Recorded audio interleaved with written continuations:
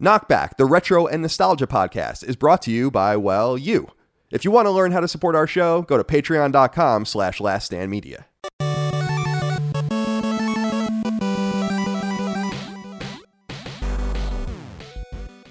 Greetings and salutations. Welcome back to KnockBack. My name is Colin Moriarty. I'm joined, as always, by my brother Dagan Moriarty. Dagan, when you first saw Halo, were you blinded by its majesty? I was blinded by your beauty, my friend. Thank you. Look at you. Thank you. Oh, I mean, I'm just, look at you over there.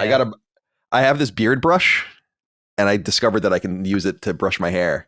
And I was telling Micah that for the first time in my entire life, I brushed my hair, like literally brushed my hair for the first time, like that earnestly. Would work.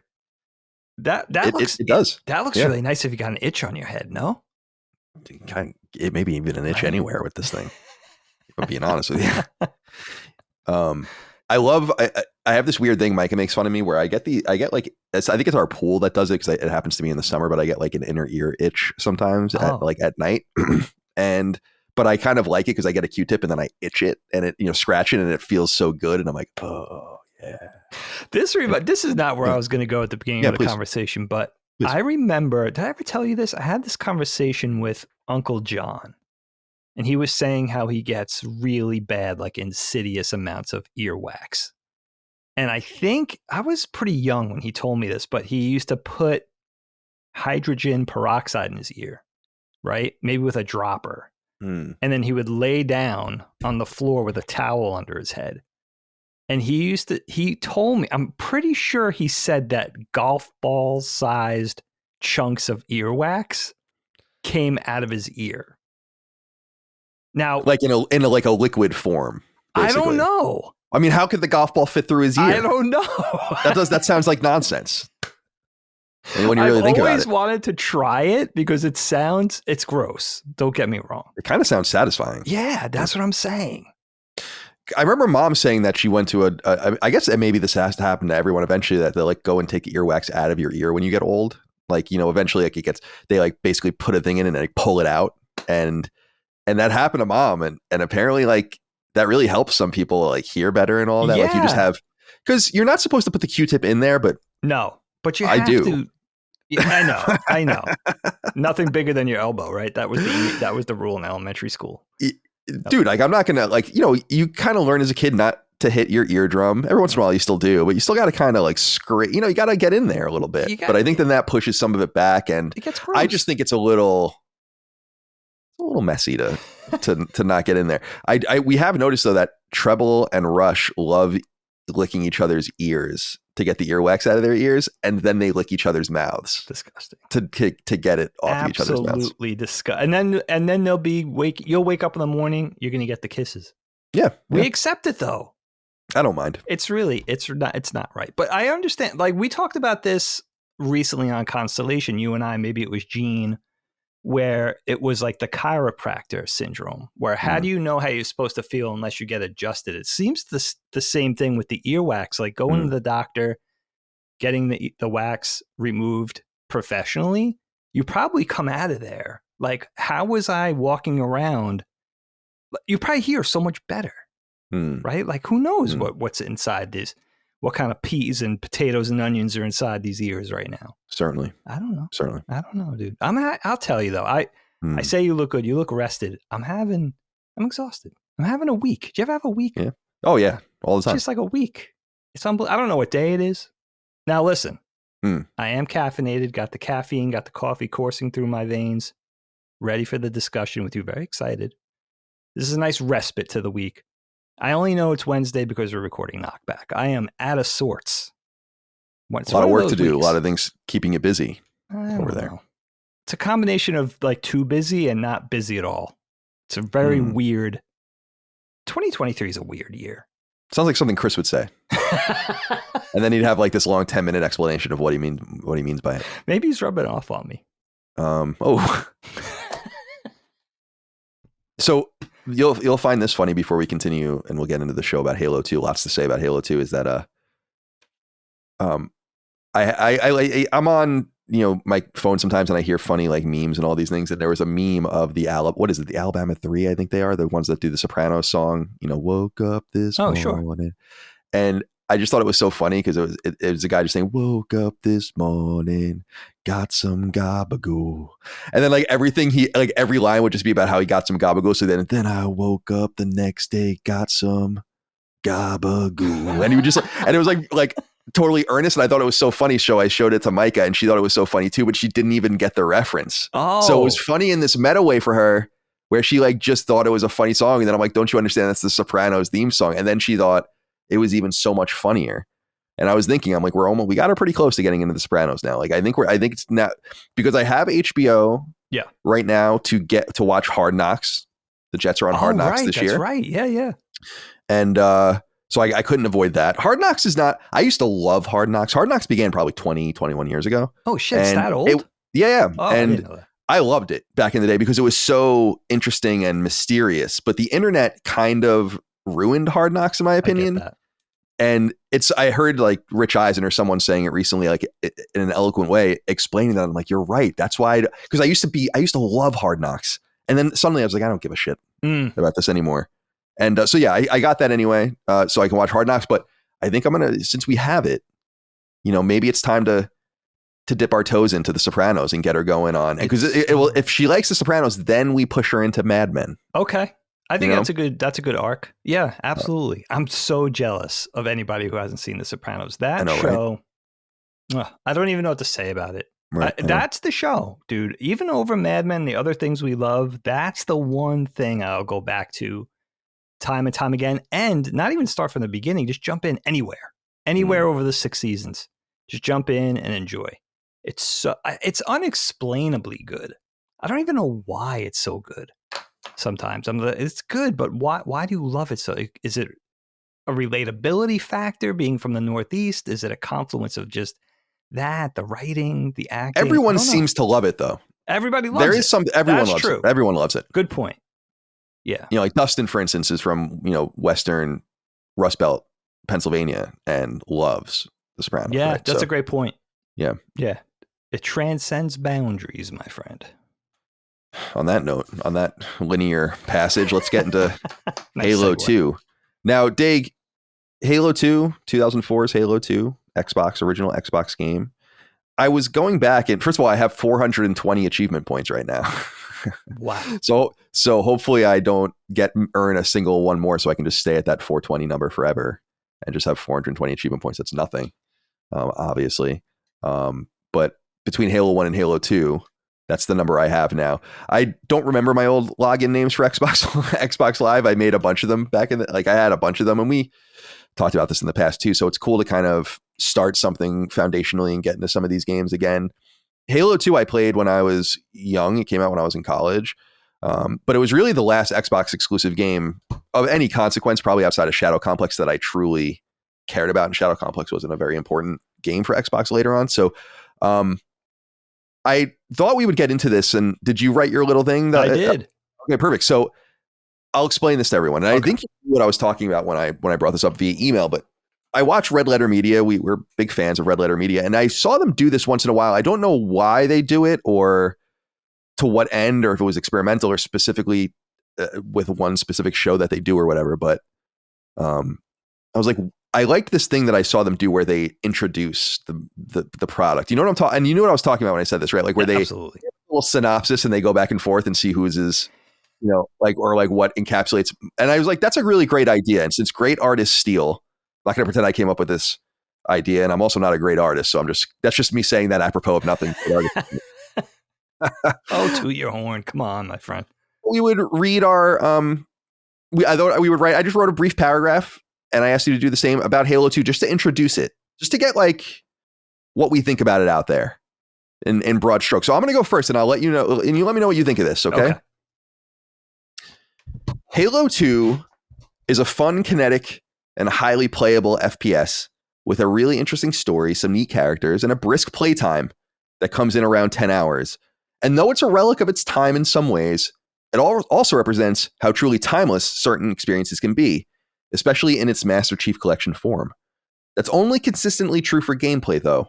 Why did the collection so severely change the aesthetic feel of the game, making it less horror-filled and frightening and so much brighter and airier? That quibble aside, and it's not exactly a minor one, Halo 2 stands the test of time. The gunplay is exciting and the guns are varied. The Civil War-esque plot points drive a fast-moving sci-fi plot, and the new MCC cutscenes are a quantum leap forward, making everything more believable and real. With the way Halo 2 ends, I'd be lying if I said I wasn't excited to get right into Halo 3, and I hope we can do that in the coming episodes. And knowing that 3 has an equally brief length to 2, I feel a deep longing for a return to AAA games that can be beaten in a weekend. Some ways we've come a long way in the quality, depth, and breadth of our games, there is no doubt. Yet, Halo 2 is a stark reminder that our expectations were far different not too long ago, merely from value per time played. Halo 2 is a AAA experience that doesn't waste a fraction of a second, and I appreciate that. That's what I said about Very Halo well 2. done, my friend. Thank you. So I'd love to hear what you have to say about Halo 2. Okay, so this is what I wrote, and you guys will give me your notes out there as we continue to kind of mess with this format. And I know this guy that I'm looking at will give me his notes. But I can write, but I'm not the greatest editor, so let me know. Okay, I said, who doesn't love a good sequel? Sci-fi franchises in particular somehow usually seem to benefit from a part 2. So why should Halo be any different? Once combat evolved, it was forever tattooed onto the hearts of gamers everywhere. It's only a matter of time before Bungie would deliver a follow-up. Halo 2 does what a good sequel does best, by taking an established and already beloved property and setting out to make it bigger and even better. The result is combat evolved. From very early on in my adventure, I got the sense that this game was half Starship Troopers and half Star Trek. A fun shoot-'em-up style game set against a big, cerebral sci-fi backdrop. If you enjoy some proper space opera to go along with your futuristic action hero antics, look no further. Blasting a variety of raptor-like, insectoid, or intergalactic gorilla foes, and don't forget those pus-filled bio-zombies. The experience is mostly fun, fluid, and reflexive. There's just the right amount to do in terms of combat, navigation, and managing your small inventory of badass weapons. It's always nice when a developer goes big, and Halo 2 goes extra large, with fun and a fairly complex and truly well-crafted science fiction storyline. Sure, the proceedings are still largely centered around our iconic but underdeveloped space Rambo, known as Master Chief, or as I like to call him, Motocross Boba Fett with less mystique. But there's actually a complicated and thoughtful tale at the core here, complete with religion, civil war, betrayal, and a conflict shown from both/multiple sides. Fun should never be a problem when it comes to video games, but here's the issue. The game is so fun to play that the story often feels like it's interrupting a good time and honestly getting in the way. Awesome story and awesome gameplay? Talk about dual wielding. I think Halo 2 could have worked just as well with half the story and half the substance. But even being shot to pieces with its rapid-fire narrative and philosophical doctrines, not enjoying this game would be heresy. Oh, see what I did there? Wow. Kind of written like a 70s movie critic or something. I love that. At the end, like I'm channeling my Siskel and Ebert. They would staple something like that at the end and just leave you thinking about it for the rest of the day. I love that you use the word cerebral, because that's the one thing I think I got out of Halo 2 that I don't remember from the original. And I don't know that I even beat Halo 2. I definitely played it. I had it. It's probably in that box of shit that of all the boxes of shit that are all my games. Yeah, it definitely is. Actually, it would definitely be. It's definitely in there. Yeah, I have a Rubbermaid bin of yours in the attic above the garage that is all OG Xbox. Mm-hmm. I think the console's in there along with, treasure troves of games. And I guess that goes to show how much we treasure Xbox compared to other. But nonetheless, I'm only kidding. Sorry, dudes. I'm only busty was. But I was there and I bought Halo 2 is probably so. Just to give a little background, I bought my Xbox in 2003, and people know this, so forgive me if you do. But just to kind of put a pin in here, so we don't have to worry about it later.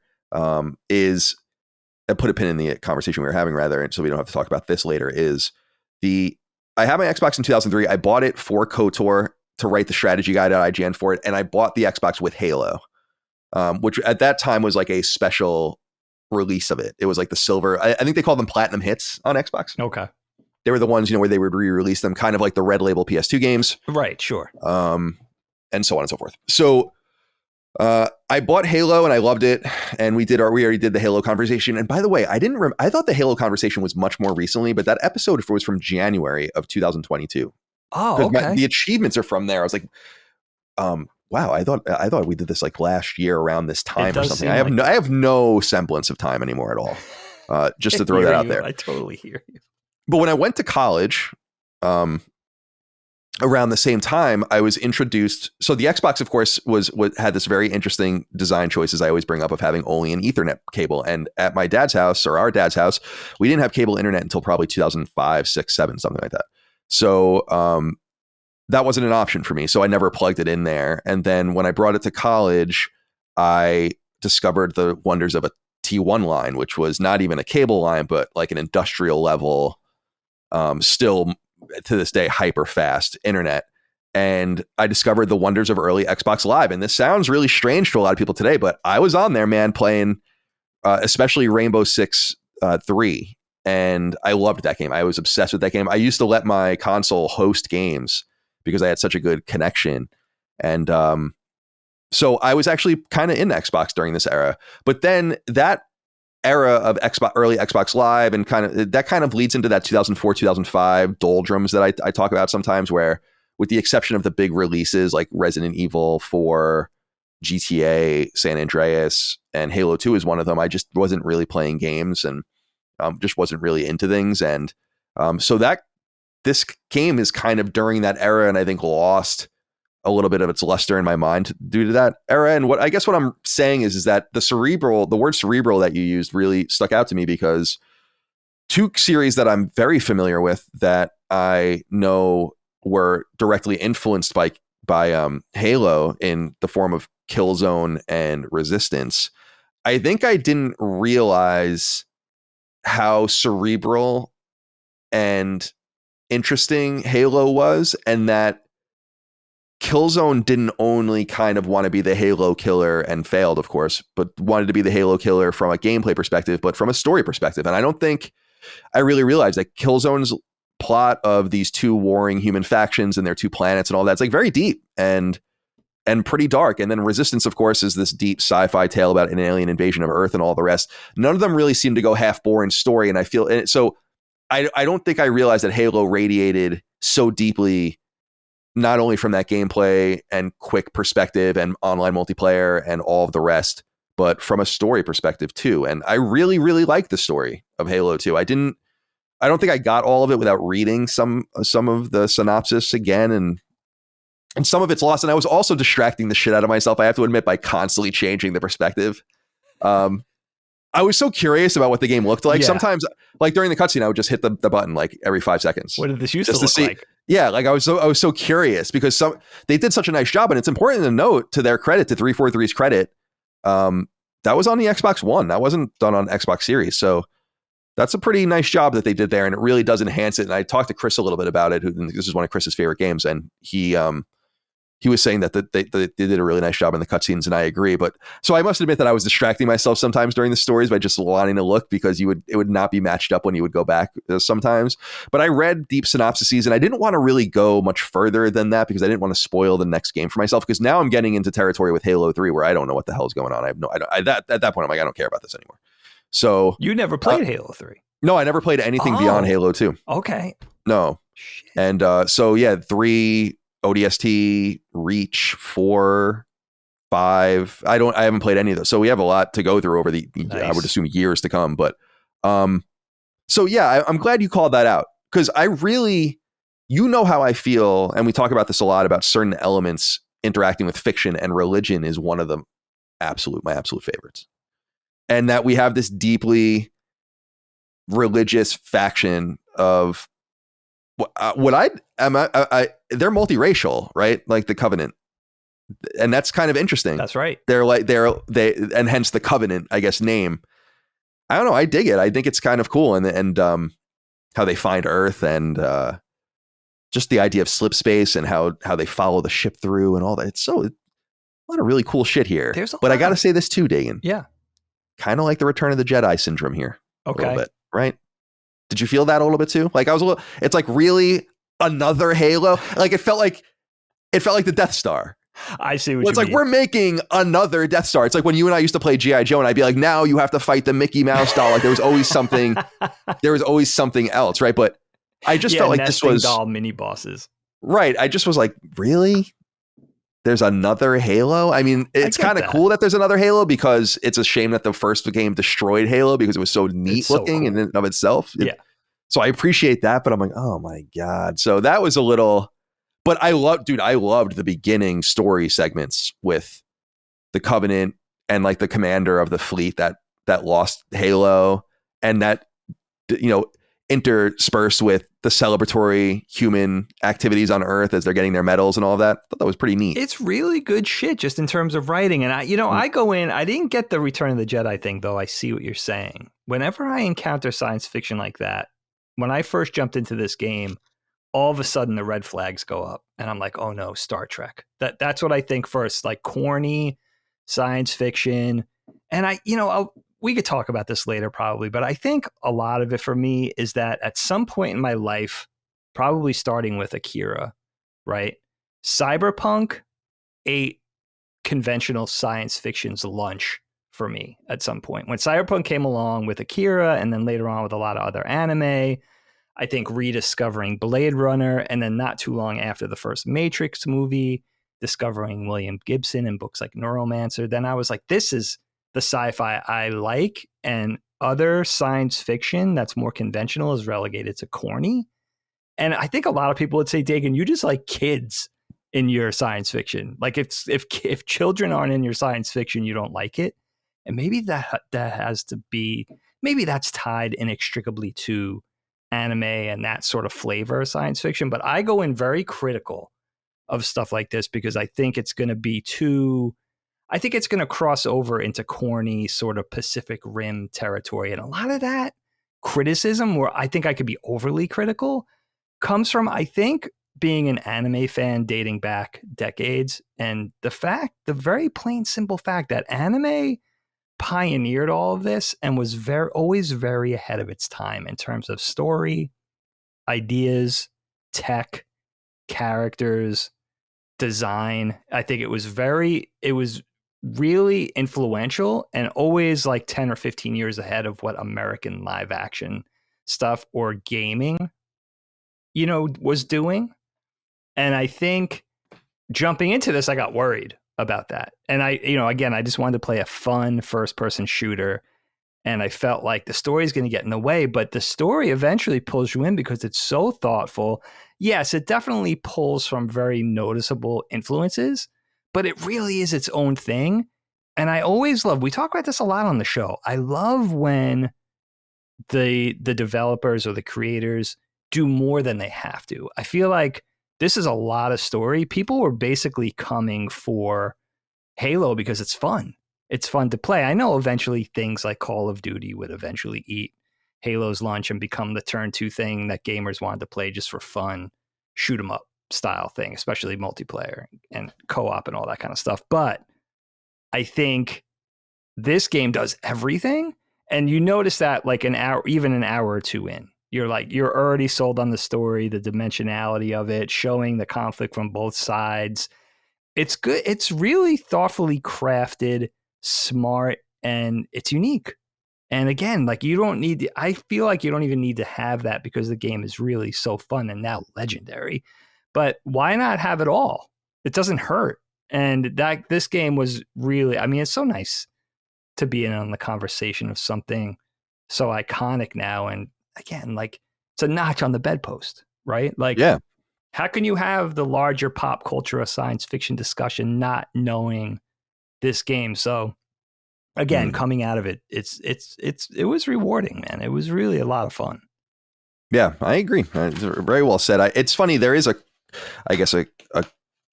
corollary between this and Star Trek. I just don't know that I see it because I don't know Star Trek very well, except for peripherally, because like you said, it does come off as corny. It makes you wonder if you like this sort of thing to the point, would you like these other things too? But I wrote down this on my notes before we move on. Are you interested in the game Cyberpunk 2077? I am. That's definitely on the short list. My backlog it's ridiculous. Yeah. It's a great game full of logs cut down and, picture suburban Washington and they're taking those trees away to make paper. Like that's my backlog of games. It's ridiculous. But yeah, that's another one. But to play that flavor, not just watch, but to play that flavor, that exact flavor of Cyberpunk must be amazing. You played it? Yeah, I platinumed it. Yeah, wow. Yeah, and the expansion comes out next month, I think. Phantom Liberty. Although I don't know that I'll play it. I just these expansions come out too late. It's like I don't care anymore. I've moved on. I don't know how to play this game anymore. I don't know. That happened to me earlier this year with Horizon Forbidden West DLC. It's like that's cool. It looks really great, but I just don't know how to play this anymore. When did Cyberpunk come out? The initial game. It came out December 2020, but it was in really bad shape on PS4, and then it was like removed from. I don't know if you remember. It was removed, and then it was published again. That's when I played it. So I think I played it last year. I want to say on PS5. Okay. And it was great. I loved it. That's a conundrum though for a developer, right? Because you want the DLC to be great, right? And especially they were probably having flop sweat from the initial release of that game and everything that happened. I remember. Yeah, I don't think it was supposed to come out this late. I think that they just had to go all hands on deck to finish or fix the game. Yeah. So you want to make it good, but you got to be timely, especially for DLC, right? Like you have to. Oh yeah, they've used all of their goodwill. Like they don't have any left. So. That's a shame. I think they really redeemed themselves. I think Cyberpunk is a truly great game. I think it's really, really special, but I don't think they can come out with a dud like that again. I don't like when developers aren't ignorant and they know when things aren't working right, and they should have just not released it anywhere but PC. If they wanted to just get it out, they should have just got it out on PC. That's exactly what Larian just did with Baldur's Gate 3. The PS5 version is not even gold yet. You got to sometimes just get your game out and treat the consumer with a little more care, but that's neither here nor there. Yeah, and transparency, right? That's brass tacks.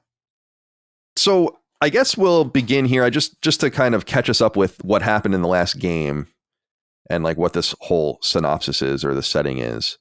So the Covenant and humans have, I guess, like a series of colonies, one of them being Reach, which is destroyed in the prelude to the first game. And there's a game, Halo Reach, which is another game I guess we have to play at some point. So this all takes place in the 26th century, and the Earth is run by the UN. And now I think I understand this properly. I didn't want to read too deeply again because I don't want to spoil the future games for me, but the Covenant doesn't know where Earth is, right? That's like a big plot point, yes. But then they discover it. So in the first game, the humans have somehow managed to obfuscate the location of Earth, which I think is super cool, that they have all these colonies, and I guess they are decentralized or smart enough to know that it's dangerous to trace yourself all the way back to the home planet. So they managed to hide that, and that's pretty cool. But anyway, in the original game, there is this Halo-like planet that is discovered, and it ends up being a super weapon that was created by this race that this religious organization called the Covenant calls the Forerunners. They created this device to be used as a super weapon to control a parasitic race called the Flood. And so I think that's right. So I think that brings us basically through the first game. Yeah. And I guess, and I must have said this on the original episode, but that does strike me as so Mass Effect like. You haven't, I don't want to say much more than that because you haven't played 2 or 3 yet, and we'll get to those eventually as well. But it always seems to be about like this galactic danger, like this. Why does it have to be so crazy like that? Like this, it doesn't have to be so crazy. Stakes are high. But in the beginning of, an important point is that the Covenant, so like kind of your antagonist, this multiracial group of religious zealots or whatever, this theocracy, looks at the Halos, or I guess Halo, and I guess the various Halos ultimately as this piece of their religious doctrine called the Great Journey. But this ends up being, as we discover, a lie later on in the game. But when it's destroyed, when the Halo is destroyed in the first game, the Covenant holds responsible their commander, their fleet commander, for crimes against them, I guess, for not protecting Halo, which would be an affront to their religion. But then they turn him into what they call an arbiter, who's kind of like a super warrior with special permissions and kind of like a suicidal tendency to just do what's necessary. And meanwhile, the humans are kind of celebrating the destruction of Halo, right? So I think this brings us to that. So it's a lot. It is a lot. Like, it's a lot. And I don't know if I didn't read about it, if I would have gotten everything personally. I hear you. I wouldn't have. I don't know. Some people are great observers of fictional storylines out of games, TV shows, movies, but I don't know that I get everything everyone gets out of stuff the first time through. But it's pretty cool. It's pretty deep.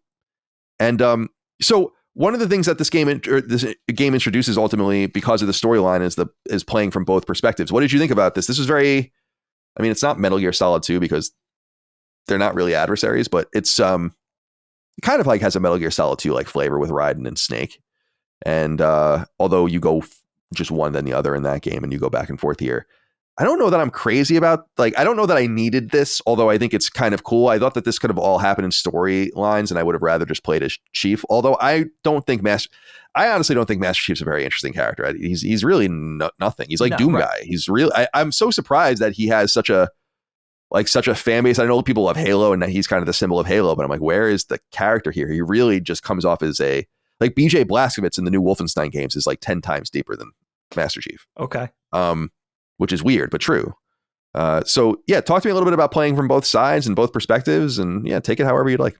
That's fun to me. You take the second iteration of a known thing and a known commodity like Halo, like Master Chief, and I like the courage in that, and I also like exploring the story from multiple perspectives because it gives you insight into both sides. And the Arbiter, yeah, he's a much more interesting character than John in this game. I think he's actually, I mean, one, you have Keith David, right? I mean, iconic, that voice, everything. Keith made Marion David.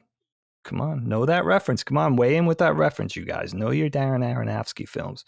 But I loved it. I love seeing it. I didn't mind toggling back and forth to play Master Chief and then play the Arbiter. I think it's great. I agree with you about Master Chief. It doesn't really bother me that he's kind of this vacant Rambo in space type character. It's fine. He's more of an icon. It's the look of him, right? He's got that motocross outfit. He's kind of got that thing mixed up with it's like Red Bull meets Boba Fett, right? It's like this. It's very. It's not great. It's not great. Well, you know what the thing is, Kyle? You know what I thought of? Yeah. This is a deep cut. Not a lot of people listening will probably get this, but there's an anime that I loved as a kid. It's called Genesis Climber Mospeada. And we knew it in the West when it was brought over as Robotech New Generation. They sort of turned it for the Western audiences. They kind of interwove it with the Robotech mythology, but it wasn't. It was its own thing in Japan. But the kids, the teenagers, the whole story of Mospeada is set in the future. The Earth's taken over by hostile aliens. And it's sort of this post-apocalyptic scenario where these teenagers form like a rebel group to fight the aliens and preserve whatever's left of the Earth. And they have this stuff, this stolen military technology called cyclone armor, which is basically looks almost exactly like Master Chief. The body armor and the helmet, everything. I think the colors may be different. And then their cyclone armor transforms into like a motorcycle. It's like an armored motorcycle that they're sort of turbo teen, like part of type of thing. And it has weapons and missiles and laser guns and all that kind of stuff. It looks exactly like it, which I don't know, could be, it's the type of thing where it could have been a coincidence or it could have been heavily influenced. I don't know. But Master Chief doesn't bother me because it's interesting when you have this sort of icon, this character that's sort of like just known as, it's an image, right? But it's in the center of this very serious story. So it's kind of a little bit for everybody, right? If you want that cerebral, deeper space opera, Star Trek, Star Blazer sort of science fiction story, you got that. If you just want to come and do the action hero thing and just sort of blast baddies, you could do that. And I like the way it works on both fronts. But Master Chief is interesting because he's not one of those characters that we don't get to see his face, but he's not a voiceless protagonist. We hear him speak. Seems like maybe he wasn't treated that diligently in terms of what they wanted him to be. I think it just he's one of those characters that just, it ran away with the pop culture sort of reflection of him. I think it's basically what people made that character, right? Yeah. So it was one of those things. As I understand it, and I don't know a great deal about Halo 2's development at all, but I'm pretty sure that the game was made under a lot of duress, and I think that they got done with it because the Xbox 360 was coming in so hot that I know that they had to get Halo 2 out, and so I think that Bungie like really worked hard to, as I understand it, like there was an entire third of the game of the campaign that wasn't in the game ultimately that I think happened, like because I actually to this point. And again, distracting myself by switching back and forth in the Master Chief Collection, no doubt. But I was surprised when the game was over. I'm like, wait, that was the end? I thought actually there would be at least one more level. Like I didn't even read that last fight as a boss fight necessarily. I was like, this is just kind of, it's too easy. It was easy, and it was also it was just, I don't know. It did seem like, okay, that's interesting.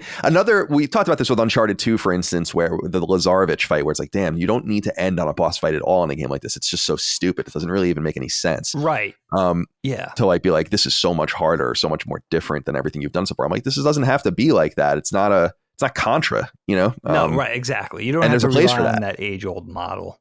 Right, it's good shit. I'm playing Rogue Legacy 2 right now, and that's what it's all about. It's finding the bosses and beating them and killing them, and that's cool. So I was when I read that there was a lot of the game that was kind of cut out, I was like, that definitely is interesting because I definitely didn't know that was the end. Yeah, it ends abruptly. And did you find, Kyle, that leading up to that point, I feel like it could have, or it felt like it was going to end maybe even 3 or 4 times. Not that the game felt too long. I was still having fun. It just seemed like the narrative was going to tie up maybe again, like a few times until you get to the point, you get acclimated, like, okay, it's not going to end, and then it ends. It's a very strange cadence that this game had where it just, it feels abrupt right when you got sort of climatized into thinking, okay, this is going to go on a while. It just ends. It's very strange. I agree. It's strange. It was strange. So I kind of put 2 and 2 together there, although maybe I'm just distracted again by looking at the graphics back and forth. And you know what? I want to just get into that real quick because we both played Master Chief Collection.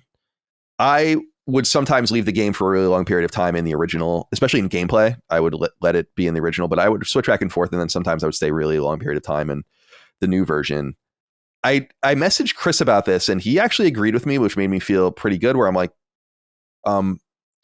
what did they do to the art style in this game? I remember it being different than it comes out too, but this is a problem with Halo, I think, generally speaking. And I think Mass Effect shares this problem. And I think it's largely because you're trying to make hyper sci-fi, futuristic, sterile, metallic, technological, seamless, colorless. Like that's kind of the thing about being futuristic, but the game lacks a certain aesthetic flair that I think really injures it in my mind. It doesn't look very good. And I do really connect it to, and I don't mean graphically. I think there's beautiful graphics in both versions of the game. Actually, there was parts of the original where I was like, wow, this looks pretty good for an original Xbox game. I'm not saying that at all. I'm saying more the design standard, not even so much environmentally, but just with the characters. I'm like, these characters kind of, these enemy types.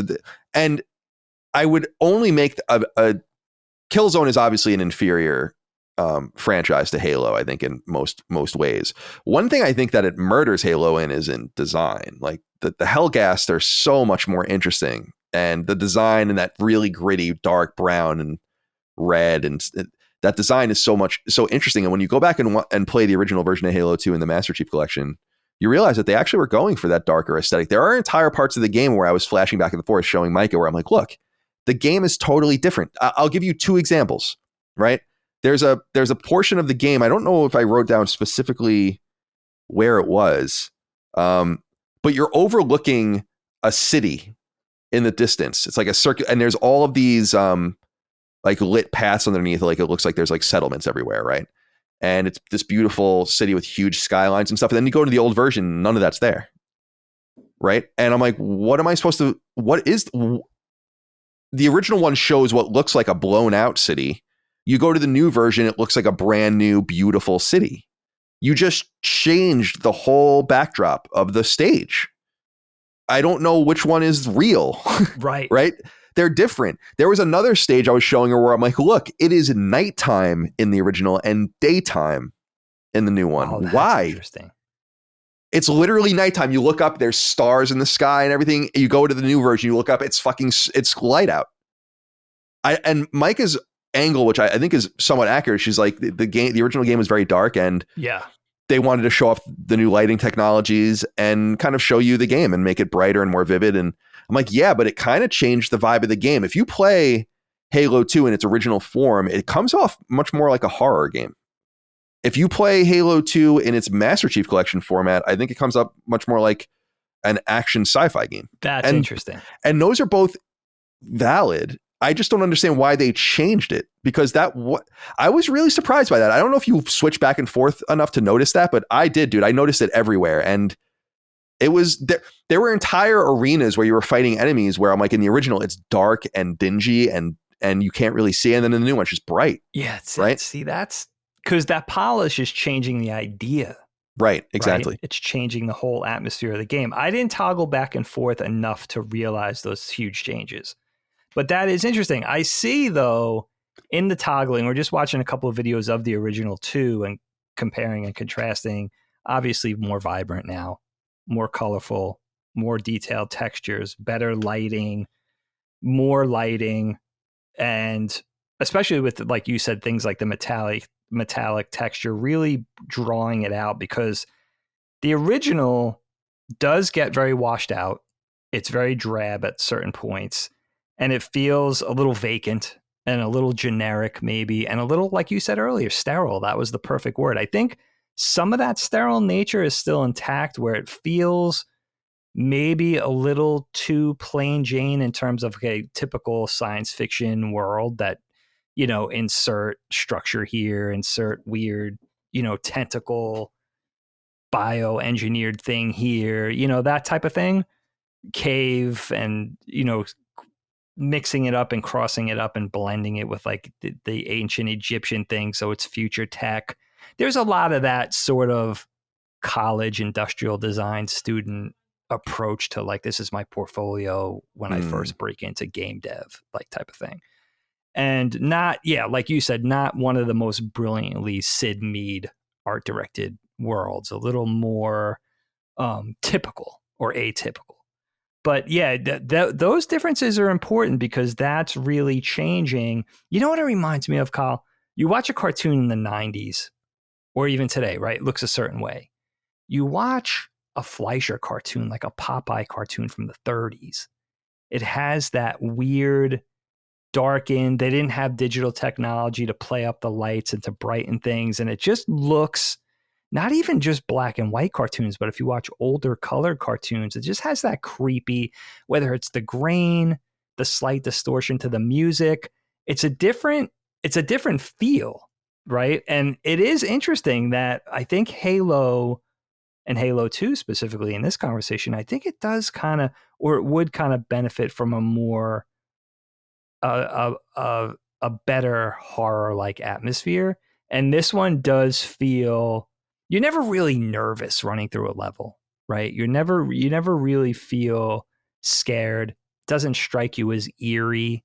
But that original version 20 years ago, almost, right? That does, it just hits different. It has a different energy.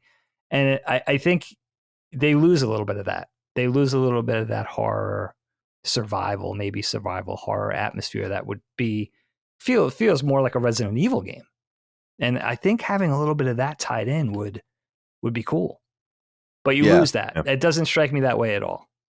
Yeah, I would love to know what Bungie thought of 343's work here, because I just think that there's no doubt that the cutscenes are comical in the original. It's so funny how bad they are. And they're not bad for the time. It's just it's like we took this shit dead serious. These weird ass lizard creatures and this, it's just, it looks so much better in the new versions. I would never dispute that at all. But the art direction seemed different there. I actually wrote in my notes, there was a section in the game where you're almost in this like Cloud City like area, this Bespin like area. And if you switch back and forth between the versions, there are these really beautiful, they're pre-rendered, but like cloud cover of the sky. And if you go to the new version, it's just kind of this mist or whatever. And I'm like, you're losing something here by actually modernizing it. It's probably really tough to do, and I'm sure it's really tough to do, sure, but that really stuck out to me. That was what I would think would be the only truly negative part of the game for me, is just the Master Chief Collection, playing it through that end. And just, the difference in aesthetic, because everything else holds up really well. When you played, did you mess with the control scheme at all? Because I can't click to, so you were playing with the stick, clicking the stick to aim and all of that? Yeah. Man, I can't play like that. That's so old. I put it on, R and L. Sure. No, that makes sense. Yeah. No, that's where I benefit from just being a little less in touch with quote unquote modern games, where I could just go with the default, go with the flow. It might feel weird for a few minutes, but I get acclimated quickly. And that's one of the things that doesn't really bother me. I mean, I guess that's the modern take though for most gamers like yourself, right? Was where it's like I have to sort of modernize this. This is a bridge too far in terms of dated control scheme. What did you let's talk a little bit about gameplay. What did you think about the gunplay and shooting and traversing? I love the floatiness, the alternate gravity of Halo a lot. I have this like really vivid memory of working at IGN and complimenting a developer for making floaty controls and then being pulled aside by someone, and I don't remember who it was, being like, you really shouldn't call that. It's like an insult. And I'm like, why? You have it's just a way to describe it. The controls are floating like that. And I love when Master Chief kind of like jumps and there's not a lot of gravity and weight and heft to it. And I love that you can kind of make these impossible jumps to things above you. And the verticality of the game, I think, is really wonderful. And you can see, I in my mind, I imagine I was seeing a lot of the multiplayer maps. I don't remember any of the multiplayer maps in this game, but as you went through the game, you can see the different ones that they probably built out of the different environments they made.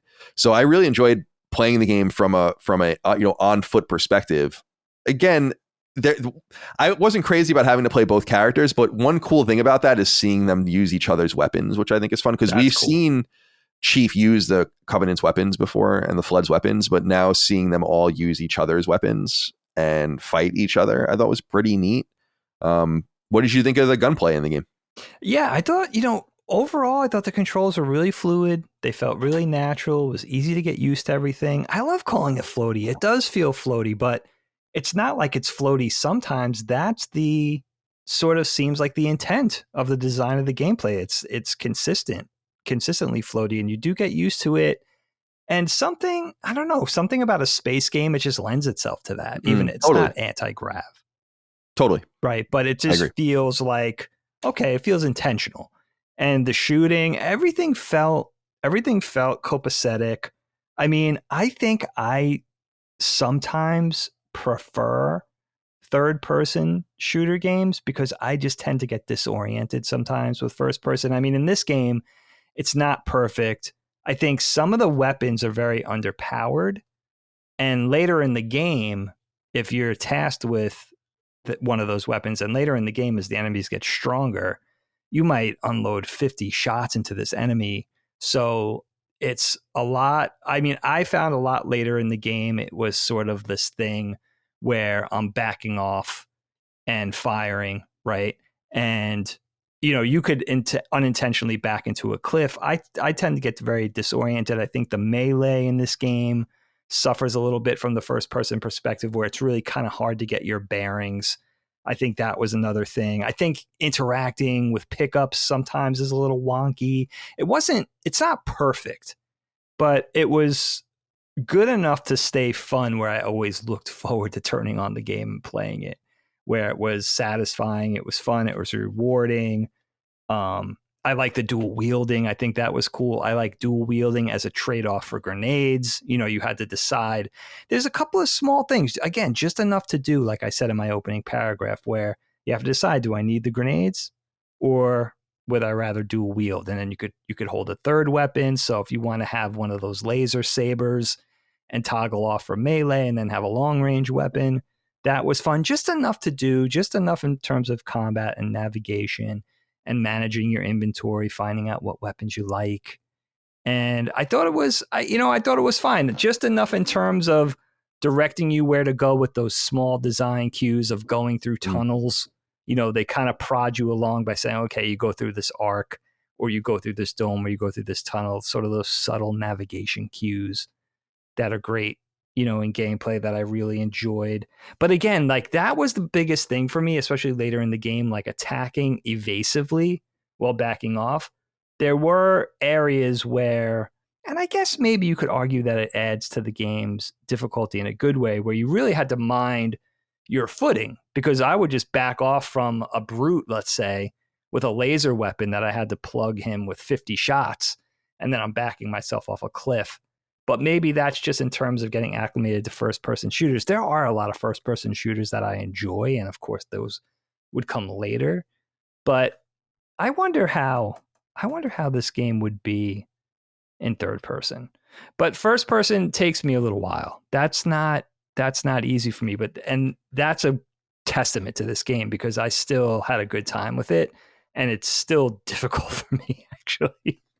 Yeah, there were parts of the game where I was cruising, and then there were parts of the game where a few parts of the game where I'm like, Jesus Christ, because the game is very complimentary with checkpoints. It yes. Definitely just lets you, but then there are a few parts where I'm like, really, I got to go all the way back and do that again. There were on one of the gondola sections, I think, in the game, I was like getting sent back a few times, and it's a little bit annoying because I was a little kind of perplexed sometimes why enemies. Sometimes I'd be fighting these really a brute or like some enemy with a lot of health, or seemingly a lot of health, and then they would fall quickly, and I'm like, why did they just die so quickly? And then other times I'm pumping. It's probably the types of weapons I'm using. I just don't know the variety of weapons enough. What do you think? We must have talked about this in the Combat Evolved conversation, but I don't remember. Where are you on regenerative health versus your more Doom-like armor and health bar, or Wolfenstein where it doesn't regenerate?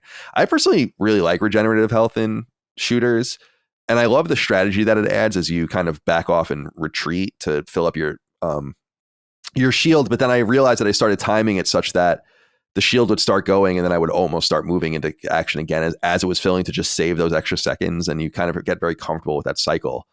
I really dig that. What do you think about that? I'm impressed how intuitive it is. You don't even think about it after a while. And it does it structures and steers your gameplay. Because as you said, you could jump into combat and then you back off and just get in a safety zone long enough to see that flash go up, that little flash of lightning. You know your shield is replenished. You don't even need to see your health gauge.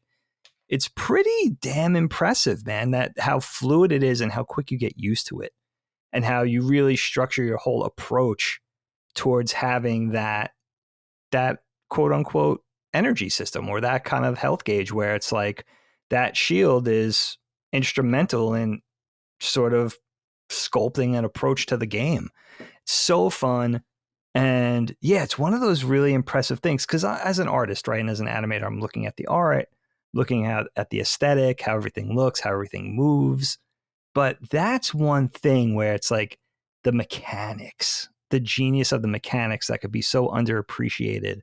But I think it's awesome. I mean, I really have a good time with it. And again, it's testament to how quick you get used to it. When it's just a good idea and it's executed properly, it's just like, mwah, it's so fantastic. I don't know anything about Halo going forward, but I hope that never changes, because I think that's such a big part of this, playing these games.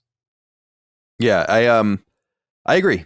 And I'm looking here at a list of weapons. I'm curious if any of them specifically stood out to you. I just like assault rifle weapons in games like this. So I would really gravitate towards, even if scoped ones. So like the battle rifle is really nice in this. And then the SMG and all of the rest. I like the little sniper rifles, and the particle rifles were pretty cool. I love the shotgun.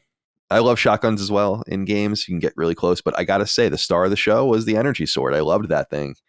And using it in combination, it's cool to think of Chief using one, but as the Arbiter using, going invisible and then stabbing someone and kind of making yourself known or whatever. I really, really liked that a lot. I thought that was really fun. And I always, whenever one was available, I always had one with me and was trying to like thoughtfully cycle them out to like always have a maximum capacity one so I can keep using, because it's so powerful. I think that's probably the most overpowered weapon. The Needler is the one weapon I want to like, but I just don't. It's really cool aesthetically how they kind of are semi heat seeking, and it's a really beautiful look. it just reminds me of there's so many different things in this game though, like the needler, which I think is like the auger in Resistance, or there are just so many things I realized playing Halo 2 where I'm like, yeah, I can see where they got some of this stuff from in Resistance and Killzone and other shooters. Any of the specific weapons stick out to you? Yeah, the needler's iconic, isn't it? I saw it not too long after we played the first Halo. I saw it. I don't know if it was a Mega Block set or Creo, but it was a Lego-like set. I saw it in Target, and you could build a needler, and it looks so good in brick form. It looks so cool. But I love the idea of blasting, shooting something up with explosive crystals. But yeah, there's something about it that doesn't resonate with me. A lot of the alien weapons don't. I like the very simple premise of being able to choose between the UNSC weapons, the conventional weaponry, and the alien weaponry, and the fact that one's beholden to ammo and one's more beholden to overheating. Overheating can be really aggravating, but I like having that mechanic to be beholden to, because you can't just spam. You have to, maybe if you're going to use those laser weapons, maybe dual wield and toggle between hands. I love that. I say this when I've said this often when we play games for KnockBack, but I remember specifically thinking about this with the Uncharted games. I love having grenades at your disposal. It's just another little thing to have. But the enemy AI in this game's response to grenades was maddening, because they would always scatter. When you threw grenades, you always had to throw multiple, and you had to know which way they were going to zag and throw the second grenade that way, because you knew they were going to run from the first. The enemy AI is pretty impressive in this game. It's a little inconsistent. Sometimes you could trick them. You could go back through a door. You could sort of pepper them and then run away again and stuff like that. But for the most part, I thought the enemy AI was pretty good. I mean, pretty impressive. Yeah, aggressive, even aggressive, depending on who you're messing with. It seems like each of them act differently too, which is cool depending on the situations. Like it's probably pretty primitive by today's standards, but I agree with you. There were some laugh out loud moments though I was having with the game. Just funny games like this, they're not even breaking. It's just the way things like ragdolling and enemy behavior. It reminds me a lot of when I was playing GTA 3 recently again and did a Sacred Symbols Plus episode about it with someone. I was thinking about you because I remember laughing so much as we used to play GTA 3 with just the shit that AI would do. Like the cops would like come in to arrest you, but they would run over like 7 people to get to you. And like, it was just, and we used to laugh. It was just so funny because it was so primitive and they were trying their hardest, but it came off as so funny. And there are certain things like that I ran into in this game where one of them, like one of the guys was like running at me and I was on this like off, there was like a chasm behind me and I just moved out of the way and he just ran off, like basically just ran by and like just killed himself. There was another one I was hysterical where I had like friendlies with me. I guess I was the arbiter at the time. So I had a friendly elite with me or something like that. And there was a dead, I think it might've been a dead human or something on the ground that he had killed, but he was just shooting it over and over again. Like as if he was shooting the corpse hundreds of times. Dude, I was hysterical, like laughing at this. Because I guess it just didn't register that he was dead, so he was just like point blank, just shoot, like filling him as if he had some sort of rage. It's so fun. It's hysterical. Such an era of game. But you know what's funny, and maybe they're already doing this. Maybe I just don't know. I'm naive, but that I love First of all, I love calling it ragdolling. Second of all, they're gonna make games like this just to be, just to refer to an era where this was a thing. They're gonna make games like this on purpose with that sort of those programming. Like you said, not errors, but little snafus, little things in there that just make it feel like a game that's this old, and just super fun. And I love the variety of enemy types. It's just enough. And you know what else? Something else that really occurred to me that I didn't know. Actually, I feel a little guilty not knowing this right before we got on to have the conversation, because I love that laser saber thing too. That was badass. And again, I didn't mind the melee is a little weird, but that just might be me, getting sort of affixing myself to a first person perspective. It's very frenetic. When I get near someone, I'm just like, oh, you're just spamming. I'm just trying spamming sword, and that's ammo. Unfortunately, unfortunately, so yeah, definitely. Ammo. But could you dual wield the swords? I never tried. I never tried that actually. I didn't dual wield almost ever. I have a really hard time with dual wielding weapons in games. Like I don't. because I'm not a Halo person really, so dual wielding was introduced to me through Wolfenstein. Okay. Which, because I love the Wolfenstein games, and I'm just like, I don't know, I don't want to do this. I would rather just use one weapon and be able to aim it and use the, because shooting with, it's just very unnatural for me to be shooting with both triggers. Yeah, it's hard. It's very cool because it's part of the power fantasy, and you can see it from an action movie. Like you said, Rambo earlier, it's like running back, forward, back, fucking shooting. It's pretty cool, weapons. But the overheating, that's the one thing, dual wielding. That's the alien a good weapons. remedy for the overheating. It was brilliant. It's like if you had to pick up those laser weapons, which that was a last resort for me. I didn't want those. And you know what? The other thing, I was probably halfway through the game when I realized you could take weapons from your teammates. I love it. Yeah, I noticed that through the game too. It's funny. I didn't notice that immediately either. Because I saw a prompt come up and I'm like, wait, what? And I love the idea of you just take, like, one of these guys is running into the fucking hell with you and you're like, I'm taking your weapon. And then they say something like, yeah, sure, have at it. Yeah. And then those guys have the weapon you traded with them much later on. I was impressed by little details like that. Like Sergeant still has the shitty laser gun I gave him, like much earlier in the level, many checkpoints ago. Changing back and forth between the races, though, made it confusing from where I had no idea who was on my side sometimes. And then, like, the humans are fighting alongside parts of the Covenant during the Civil War. That was a problem. I was, like, shooting my own guys on a fairly regular basis.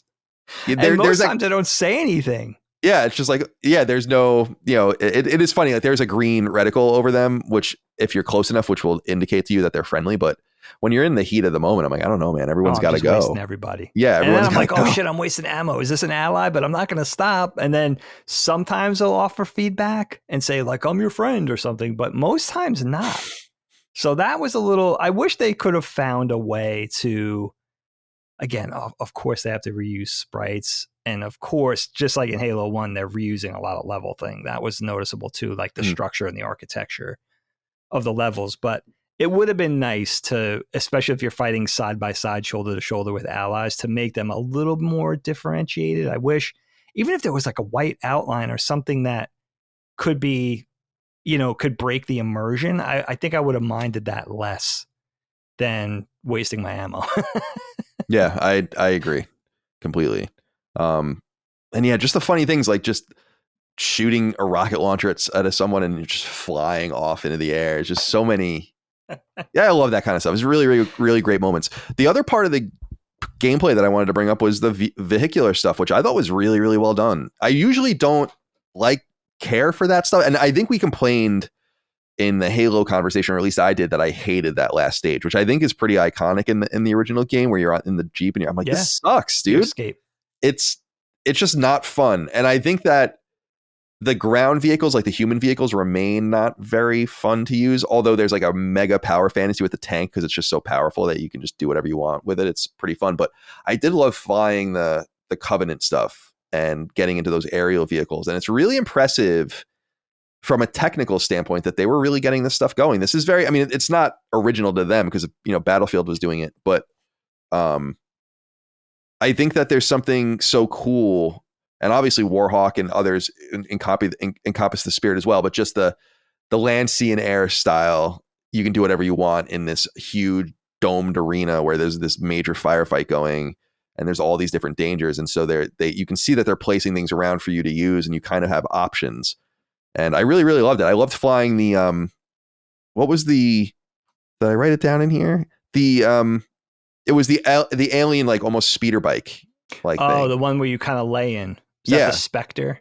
Yeah, something like that. I loved them all, but I thought it was really cool. What did you think about the vehicular combat? It was fun. It's a nice little added bit of dimension in the game. I thought it was pretty fluid. It's nice that you could jump on and knock a guy out or shoot him off, and they do the same. They'll jump onto your craft, and then I found every time that happened, if a brute jumped on my Ghost or whatever, I'd have to jump Ghost, off, that's what it was. Ghost. Him. Yeah. Right. That was fun. That was really fun. And you know what? There were a couple of times in the game where I feel like I broke it. I especially liked the Ghost because it was powerful. It held up a lot. Like very rarely did I get a vehicle destroyed on me. Maybe not at all. Interesting. It was like this thing's taking a lot of abuse. But I took it into structures and caves where I feel like I shouldn't have been able to. And you're so overpowered because the cannons on even the small vehicles are very powerful. So that was fun too, where it gives you these opportunities to feel like you're breaking the game a little bit. and it's totally working. And I'm getting to points within this structure, within this cave or this labyrinth or this hallway or whatever, where I'm like, eventually there's going to be some sort of roadblock or maybe a height where I can't get up that high, but it never happened. So I feel like I got through whole levels by exploiting that a little bit, which was fun. But I really enjoyed the small vehicles in particular. I think it was the Spectre, like you're saying, the one that could fly up and also has a variety of weapons, and it could also do the spinning, the aerial maneuvers. That was really, it was fun. I mean, it was pretty smooth. It was pretty fluid. You know, it didn't necessarily feel broken in any way. And again, it just gives you a little bit of that extra. I would have liked to mess with the Warthog Jeep a little more. I think I only literally used that once the entire game. So mostly using the alien vehicles in this one, the Covenant vehicles. But that was really fun. I remember enjoying that in the first one too, and being, you know, it's one of those mechanics where you're like, this makes it just gives it that much more oomph. Like, thank God it has this in here. It's just a little bit more. It's a little extra to do.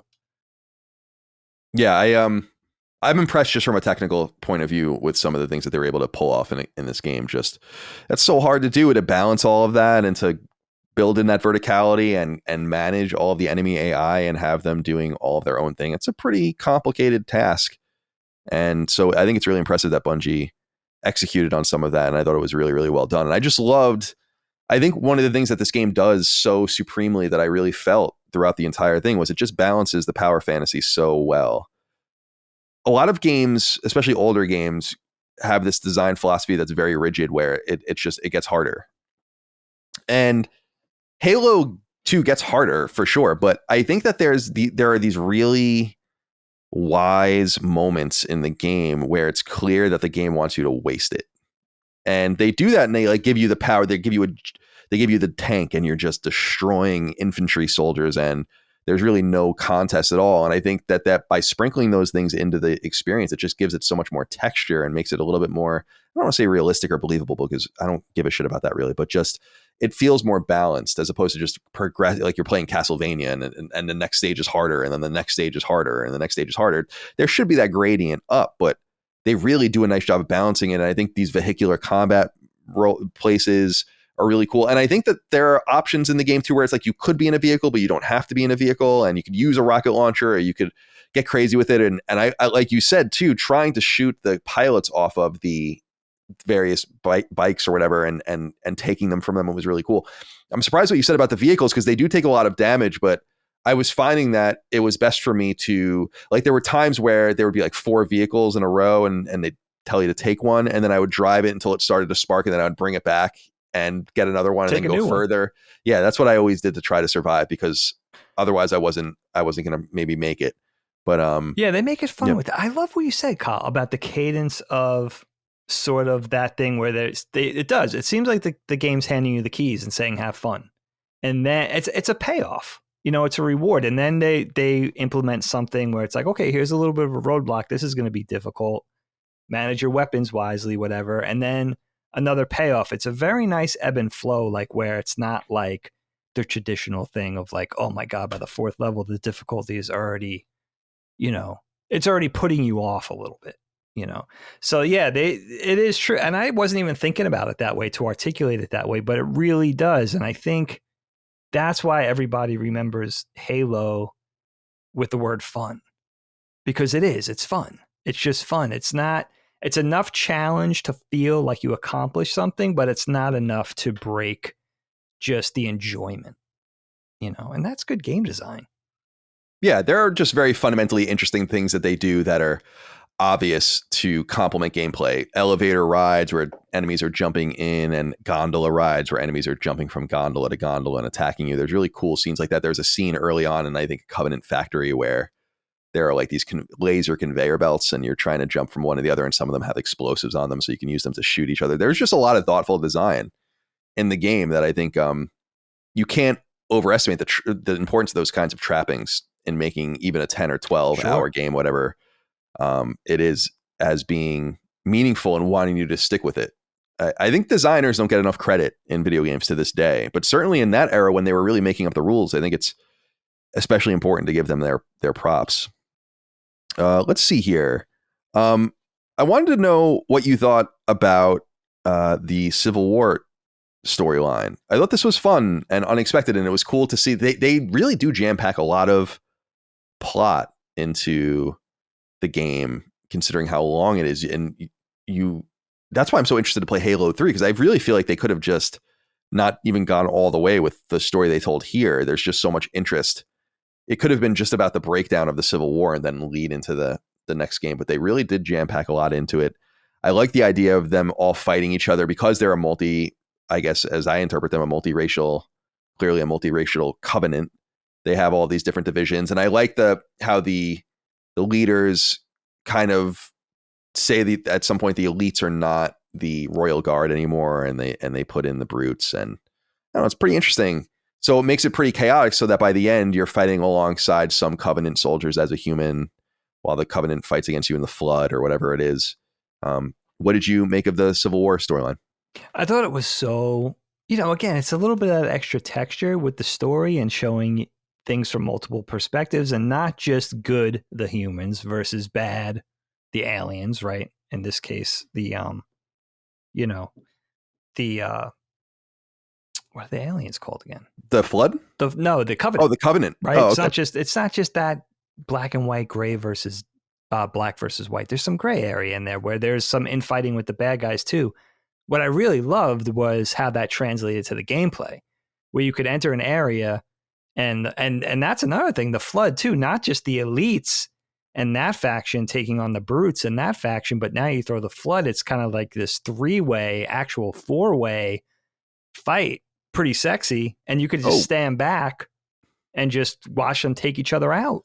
Yeah, there's a couple parts where the VO tells you might want to sit. Cortana, I think, says like you might want to sit back and watch or whatever. Okay. And they do. Yeah, if you give it enough time, they take each other out. There's one faction left, and you have to just deal with them. It was really fun, and the fact that you have these prophets at the top of this, kind of the puppet masters pulling the strings. There's a lot of betrayal. There's betraying them each other too, which is cool. Betraying each other. Who's loyal to who? It's fun. I mean, it's just, and I love the designs of the bad guys too, because you have that sort of insectoid like thing with the mandibles, but they're very raptor like in design. But then the brutes are just kind of the heavies. They're these like gorilla bear type things. And then the Flood, and what was it? The Grave Mind. Yeah, the Grave Mind. That's like the Flood hive mind, I think, which is so cool. Yeah, it really is interesting, the resonance between this and Mass Effect. Definitely BioWare must have been inspired by some parts of Halo, or obviously I think Halo itself is inspired by a lot of things too. What is that, Ring World or whatever, and things of that nature. So I'm not saying that they originated that sort of thing either, but yeah, the Grave Mind was interesting. I think I could have kind of done without that. I would have been interested to know. Here's the thing about the story with the Flood, how it's basically about how these. I think I wrote this down too. Let me see if I can find it, because I was surprised by this. Like, there's the Forerunners. Yeah. So as I understand the story, the Forerunners, who are the Covenant's obsessed with the Forerunners, who are these people that built the Halos. But the Forerunners were themselves trying to get away from an alien race called the Precursors, I think. And I don't know if this is in the game or not, but I read this recently. So I guess it gets a little weird where why does it have to be so grave? Why can't it be about something a little smaller? I think Final Fantasy VII about just the planet and Mako energy, or Mako, whatever they call it. Right. They say some weird way where I'm like, it's always gonna be Mako to me. But instead they go full, the galaxy's in danger and these are super weapons and this is crazy. And I'm like, I don't know. It didn't need to be that much. So I guess what I'm saying is the Flood, it's cool, but it feels very forced. Like, we need a real enemy. We need like these zombie creatures that don't seem to have much agency, or whatever the case might be. And we find, as we see here with the Grave Mind, that they are indeed controlled by a hive mind. I just don't know that and it's interesting that the Grave Mind kind of convinces them that the prophecy is wrong, the nature of the Halos and what they really are. They have nothing to do with the great journey that the Covenants are promising, and that they've been lying to everyone. I think all that stuff's interesting, but I don't know. It's almost too much. It could have just been about the humans, the Covenant, and then some mystery. about the rings, right? Or the Halos. I just don't know that it needed to go so far to have like, oh, but we got the fucking parasite that's going to take over their, everything. I'm like, all right. Yeah. No, it feels like, because then it feels like you're throwing too much in, right? There's too many ingredients in the recipe. And then you got this, and now you got this. But I did like, because you think of this flood, this other dimension of the story, these you think of it as parasites, as these mindless biological things just trying to take over. I did like this intelligent sort of leader parasite thing that could speak and seemed like it was, was thinking, and it was conniving, and it was pulling the puppet strings just like the prophets, just another entity. I kind of dug that. I dug it even speaking a language. It was sort of frightening in a way. It was like, this is a Tim Burton worm, but super frightening, with the voice of like Dr. Claw, which I thought was kind of funny, actually. It took me a minute. I was like, who does this sound like? It's definitely Dr. Claw. But yeah, I mean, you're throwing a lot in, and like you're saying, this alien race that we know now is running from another alien race, so now there's an origin story. I understand it's well intentioned with trying to really build up, and it's proper world building. It just seems like for Halo, this is what I was saying in my opening paragraph, or trying to say, just seems like you don't need all that. It just seems like a bit much. But I mean, again, somebody who's just wants to read proper sci-fi, or just get in tune with proper sci-fi, enjoy something, you have that element too. But I don't think most people are coming to Halo for that. Right? Yeah, which is a shame, because that's kind of, you're right. They're coming for the gameplay. Yeah. Just like Call of Duty has pretty cool stories, but no one really cares about them. People don't even play the campaign at all in Call of Duty. I mean, a lot of people do, millions of people do, but millions of people just buy Call of Duty for $70 and then just play online. Don't even touch multiplayer. Yeah. So you're absolutely right about that. But it is a shame, because as we noted earlier, there is something really cool here. I am very interested in Halo 3, because I just want to see, because now we're getting, I mean, they made it pretty quickly too in 3 years, because I think Halo 3 came out in the fall of 2007, as I recall. Yeah, 2007. And so Bungie turned that around, and then I think that was Bungie's second to last game, I think, for Microsoft before they moved on to Destiny. So there's a lot of intrigue there for me as well, but with a little bit more time and a little bit more money, plus Xbox 360's meteoric success early in its life cycle into the middle of its life cycle, I think that Halo 3 is probably the culmination. I'd be interested to read about it after I play it, but the culmination of what they had intended to do. And I was really pleased when I looked up how long Halo 3 was, that it's 8 to 10 hours long. I'm like, yes. Yeah, it's fantastic. It's awesome. What did you think about the game's length? This wasn't a point of contention back in the day, because games like this were 8, 10, 12 hours long. You had to go into role-playing games specifically to get, and then they would get out of control. Like you get Dragon Warrior 7 was like, 120 hours or something. So you could get that kind of stuff. Right. But we had kind of expectations. I think about games like Red Faction and I don't know, where the games weren't very long and we understood that. I thought that the length of the game was perfect. So when I see a game like Halo 2 come along and it's 10 hours long, I know that would send people into a meltdown today. And I think that people say, well, to me anyway, I really was critical of games that were really short, like The Order 1886 when that came to PS4 in 2015. It was like 6 hours or whatever. And I'm like, that's different. There's a difference between 6 hours, 8 hours, 10 hours, and 12 hours. I mean, that's different. 6 hours is barely enough time for you to get to like the intrigue of a game, but it doesn't need to stick. That doesn't mean that because a game shouldn't be 6 hours that it needs to be 16. I think that I'm so sick of fucking long games, not because the games are long and I don't have the patience for them. I play a lot of long games, but because it seems like no one wants the really crisp AAA weekend game. And that's what the point I was making was I started at Sunday, played just a stage, and I was having problems with the Xbox because it wasn't clear. Like Master Chief Collection is not clear about the way it it downloads the games individually as packets. And I thought I downloaded something and then I didn't. And then it took forever to download. It's just really annoying. It's like, just download the fucking games. They're all old Xbox 360 and Xbox games. Just download them. Yeah, it does them one at a time. Right. It's like, we don't need to be this crazy. It's not Call of Duty where it's a 200 gigabyte package. Like, just give me the goddamn games. But nonetheless, Yeah, so that was a little bit of an obnoxious thing, but I began it that Saturday night, and then I played it Sunday, and then I played it Monday, and it was over. And I was like, that's fucking awesome, dude. I got such a great experience out of that. I think about a game that was fine, like that I played earlier this year, like Dead Island 2, where I platinumed it, and it was probably more like 25 hours and maybe more like 30 or 35 hours to platinum the game, and it was fine, but I was like, it didn't need to be that long. Why do you feel like you need to be this long? And I think it's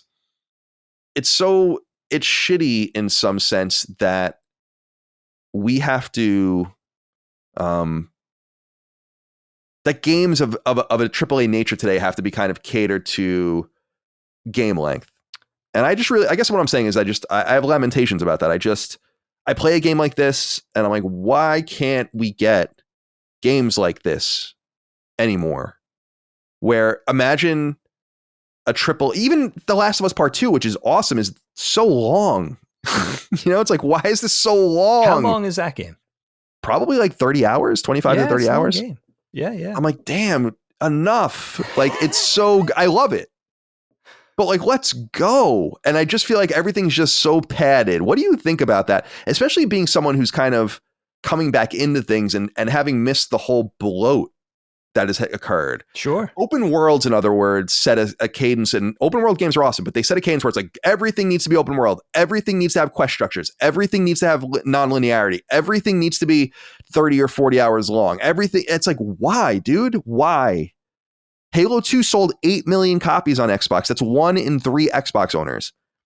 So what's changed? It really annoys me. I wonder what your thoughts are. Yeah, it's a really important conversation for gaming, and I think just for entertainment content in general, right? Because I totally understand everything you're saying. With this game, obviously we've gushed a lot, but Halo 2, it was awesome. But one and done, brisk, satisfying experience, felt a proper length. Yes, we talked about it ending abruptly, but I think that was just the rhythms that the game was getting into. I think if the game kept going, it's a very robust game, right? Especially something that was developed came out almost 20 years ago.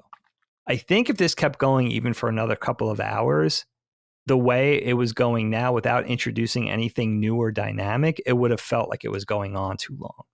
So it ended at the right time. And I know as consumers of stuff, and gaming is expensive, we want the bang for our buck.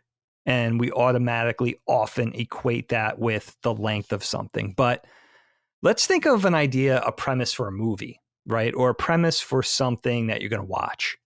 Depending on the idea, sometimes you would pitch it as a 2-hour feature-length movie, or you could have an idea that's more appropriate for a miniseries or more appropriate for a multi-seasonal series on subscription service. So you can't just artificially squeeze a round peg, a square peg through a round hole, just based on what you think consumers want. And that flop sweat and also trends, I guess, plays into that too, of like you're saying with open world, right? I wonder about that with Tears of the Kingdom, maybe even being more successful than anyone could have possibly imagined, right? Where it's like, now is that going to usher in a return to having this thing where we want to do more open world, but it just so happens that that game is very special and it doesn't need to be that way. So you can't artificially cut the cloth just according to time, and quality, quantity doesn't always equal quality.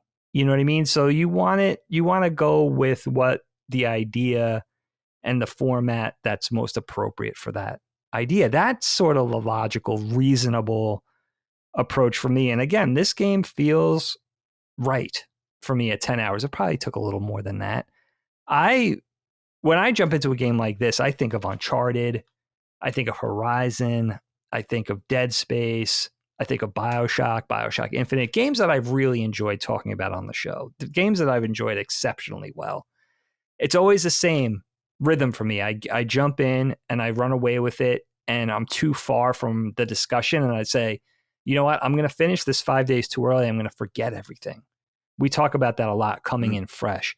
I actually had to stop for like 3 or 4 days and then continue a couple of nights ago to make sure I could, because I felt like I was going to probably finish within a few hours, and I did.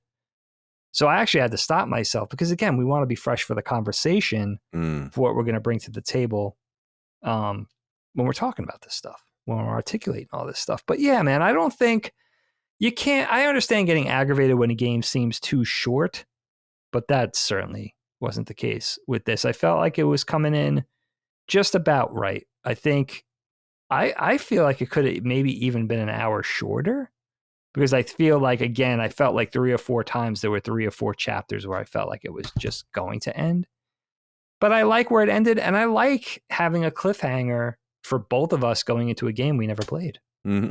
That's awesome. I mean, Halo 3 there's no question we're going to do that. Oh, yeah, certainly. The question now is, like, how quickly do you want to do it? Because we'll do it. It's soon. Only 8 to 10 hours. We can do it. Yeah, we can do it in the coming episodes, I'm sure. Absolutely. We still have to get back to Final Fantasy and other things as well. But yeah, I'm excited to kind of continue through Halo. And I was telling Micah that once we're done with Halo, maybe we would go to, in the Xbox space over time, go to Gears next. Oh, which is a series I really like a lot. I guess a different question. It's not really a question, but something I think too is how I feel about Halo still being relevant at all. Not relevant. Maybe it would always be relevant in historicity, but in terms of it like being a relevant current product of letting things go, it's such a shame that Microsoft felt the need to beat it into the ground in some way, like it has with a pretty subpar offering, according to most Halo fans, with the 343 stuff that has been going on post Bungie when they basically made their own studio to kind of take the helm of the franchise. And it's a reminder that you got to be really careful with the long-term tail and legacy of products. And I wish that companies were just a little bit more comfortable moving away from things. And I think that frankly and candidly, Halo, Sony or Microsoft's continued reliance on Halo speaks a lot to the fact that they just couldn't get very many things spooled up internally. Right. And so they became very reliant on Halo, and to a degree for a long time, they became very reliant on Gears, and now they're very reliant on a variety of different things, which I think is much more healthy for them. But we say this in the shadow as when we record this of almost certainly a new Uncharted game being announced in the coming months. And I don't, I'm excited about that and interested about that, but I love the idea of just things going away too, and how that makes things more special. And nothing seems to go away ever today. And yeah, so that's kind of a closing reflection. I wanted to let people know, by the way, Halo Combat Evolved, our conversation for that was episode 207 of KnockBack, and it actually went live in early February of 2022. So you can check that out on YouTube and podcast services. If you feels like it was 3 months ago. Yeah, I couldn't believe that when I went and looked at my achievements, like I said, with having a 420 achievement points, which I thought was just so funny. And I looked at the timestamps for the Halo 1 achievements, and I was like, wow, January. I really thought it was something like last fall or whatever. And that's what I'm saying. Like, I would love, if you had the time, I'd love to get right into Halo 3 in the next episode. But we can figure that out, if not the next episode, 2 episodes from now. Oh, absolutely. And just continue. Because it's just so short. It's like 8 hours time to beat. So let's say 10 hours. Right. Perfect. That's how long a shooter should be, I think. Yeah, it's perfect. It fits right snugly in that wheelhouse. Weekend game. Kyle, walk me through this, because I honestly don't know. So Bungie is under Sony's umbrella now. Yes. Okay. But of course, Halo is still under the auspices of Microsoft / Xbox. Right. Who is tasked with developing those games now? 343. It's still 343. Yeah. Okay. As we know. Yeah. So let me look real quick. I think Bungie's last game was it Halo 4? Let me see. Bungie Wiki. List of Bungie video games. Had to be 4, right? Oh no, Halo Reach was their last game. Okay. Yeah, right. And then Destiny and Destiny 2. So Reach is on the Master Chief Collection, I think. I think Reach and 4 are on the. I think 4 is on the Master Collection too. And yeah, Reach is on there in ODST. Yes. Which I'm not entirely sure what that even is. Like, known as so it's like a spin-off of Halo. I had never really quite understood what ODST was, but we got to play that as well, I guess. I don't know. That's right. Is that? Don't quote me on this. I think I heard this. It's somewhere in Halo 2. The Covenant, is it the Prophet? What's his name? Truth is it truth or is it regret? I'm not sure. He warps off the planet and destroys the surface of that world. I think it's a spinoff of what happens down below to that world when that warp happens. Oh, that's Earth, isn't it? Where isn't that New Mombasa? It's in Africa. I thought. I don't even know. Yeah, I don't. Yeah, I don't. I don't know. I don't. And don't quote me on that. I thought I heard that. Orbital Drop Shock Troopers, ODST. Well, that's what it's saying. Okay. So yeah, it's a different game, which is cool. So yeah, I think we got to play those in order. We got to get through those at some point. But yeah, to answer your question, so when Bungie wanted out, I'm pretty sure. So Bungie's pretty mercenary because they never were owned by them, but they were with Apple for many years. Okay. Halo is in development for Apple, right? And that's then incredible.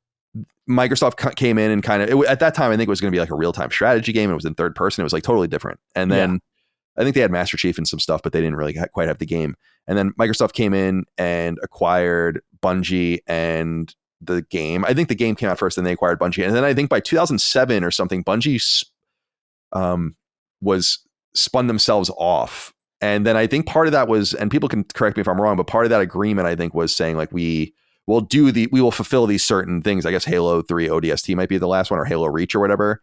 And then it ended up with Activision doing Destiny, and it found a partner there, which is interesting. But Activision never owned them. Activision was working in so similar to Apple. They were working in a second party capacity with them. Okay. And on Destiny, and then Destiny 2. And Activision technically owned Destiny, the IP. And people will remember that Bungie somehow extracted themselves from that relationship with Destiny. And then Sony came in last year and bought them, but kept them explicitly third party. And I think that they just kind of came in, as I understand it, with, first of all, a lot of money for retention bonuses to keep everyone there. Okay. And then utilize and leverage their skill set in games as a service to help jumpstart Sony's move towards those kinds of games, at least in part. And we know that Bungie was dispatched to all of the studios in the first and second party that were making games as a service, and they were basically giving the thumbs up or thumbs down to all of the games that were in development. Oh, wow. And Naughty Dog's game got a thumbs down, as we know, from Bungie in the form of the Last of Us multiplayer game Factions. They put Bungie above Naughty Dog? Yeah. In that hierarchy? Yeah, like it's pretty interesting. A lot of talk about that. Yeah, like so every studio Sony owns except for Bungie, is in PlayStation Studios in that hierarchy of studios.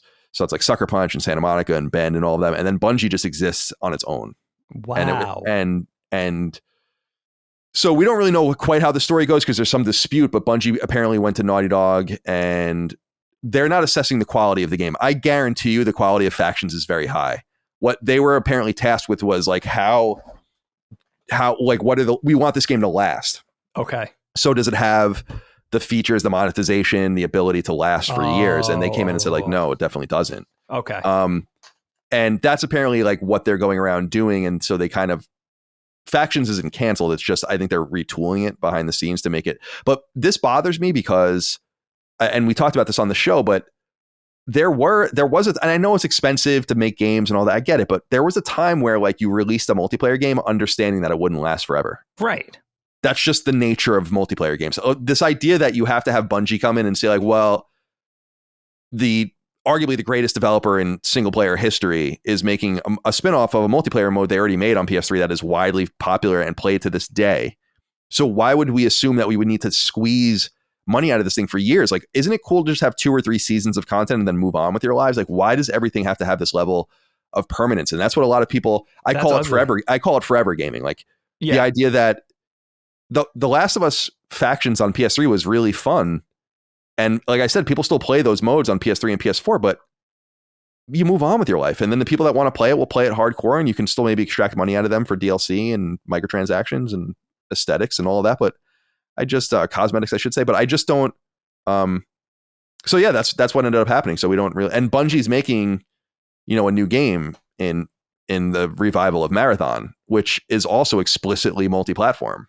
So they have power under PlayStation that the other studios don't have. That is interesting. You know what? You know why I'm laughing? Because Sony, it sounds to me like Sony has Bungie operating in an almost IAB capacity, like their internal affairs. Like all the other developers are going to hate them. Yeah, a lot of people are saying this that like it might cause problems. That's pretty. I mean, I'm happy to hear they're still developing games proper as well. Besides whatever this is, policing or whatever you want to call it. That's interesting. That's Destiny 2 continues and Marathon will come out, I think, in the next year or two. Okay. But yeah, I think there was not a lot of consternation, but there was chatter about the acquisition of Bungie because Bungie wouldn't have sold themselves to be a PlayStation studio. I think that's pretty obvious. And so it was explicitly noted when they were purchased that we're like, when they announced it, like, we're with Sony and we're making games for everything. Like it really changes nothing about Destiny. It changes nothing about our future games. And that's a level of power. Because I think that there's this theory in fanboy circles that these studios want to just make games for PlayStation, but really ideally Naughty Dog would want to make their games for everything, so as many people as possible can play them. Of course. And so to have a comparison within like near your family, like a cousin studio that's allowed to kind of act on its own, I think is frustrating to some people. Seems unfair. Yeah, it does. But I would argue that with the exception of, there are a few studios that Sony has that are completely top of the line studios, but then there are some studios that really wouldn't even sniff Bungie's farts and have no right to be mad about that at all. I'm not a huge Bungie fan. It's just kind of an objective fact. But to your point, it does seem to be a point of consternation, at least, with fans talking about it. And there have been people at Naughty Dog that have said, like, we don't really quite understand the internal story, like, of what happened. It doesn't seem to be quite as bad as it seems or whatever. And I said from the very beginning that I doubt that they went in and said this game was bad. I think if they said anything, they were just like, this game, we have this certain rubric that we're trying to judge the games by, and that makes sense. Yeah, and it's simply not. It doesn't pass that muster or whatever, which I find fascinating. But that is fascinating shit. Yeah, I love that kind of insight. I love that level, and I love what you were saying before too, Kyle, about just having the courage or the propensity to end something. Right now, listen, I'm a hypocrite because I'm not ready to end Uncharted yet. I'm looking forward to Uncharted 5. Well, the way they end Uncharted 4, it's like, you got to go. It's going to happen. Yeah. Oh, definitely. It is. We know exactly what it's going to be. Yeah. Right. But I do understand that sentiment of having the courage. And you know what's interesting? Having the courage to end something. But we're thinking about Naughty Dog, right? Let's talk about Druckmann and company. Those guys, those super creatives and their teams, they want to move on to the next thing. They want to do something new. They're artists, right? It's just a sign of it. And this is not beholden to just video games. This is the entertainment industry in general. But the almighty dollar is what speaks. It's the bottom line. It's being in the black, right? Because all those creatives, they want to try something new. They want to move on to greener pastures and try something fresh. But, unfortunately, it's a combination of the creative and the money, the dollar signs and cashing in on a sure bet and all of that sort of thing. But I do understand, but I'm such a hypocrite because there's some things like I want Uncharted to keep going. I'll let you know when it feels broken, when we well, maybe if they just let it go for a long period of time, like, and just let things breathe for a little while, you can always bring something back or reboot it. I like that. I think that's a smart philosophy. Sure. Yeah, there are options, and you're right about Naughty Dog and high-end studios. They definitely want to move on to new games. I know that there was no guarantee that they were going to make a second Last of Us game, that they really had a way out or whatever. And I think that what will end up happening from Naughty Dog specifically is The Last of Us Part 3 will be the last one, and then they'll do the Factions multiplayer game at some point, get that out, and then they're probably making something new as well. Like right now, I would imagine. I think everyone involved knows that to find the next Last of Us, you need to do something new. Like, it's just fundamental. Oh, like, yeah. You have to do it. So just get it done and get new stuff out there. And that's what I want. I would love, here's what I will say. Naughty Dog's not doing any Uncharted games. Another studio's doing the Uncharted game. But if it was a new Uncharted game from that studio or something new, I would take something new, personally. Interesting. Just to see. I mean, like, we only got Uncharted because Naughty Dog moved on from Jak and Daxter. We only got Ghost of Tsushima because Sucker Punch moved on from Infamous and Sly Cooper. We only got Spider-Man because Insomniac moved on from Resistance and Ratchet, although they're still making Ratchet as well. So I don't know.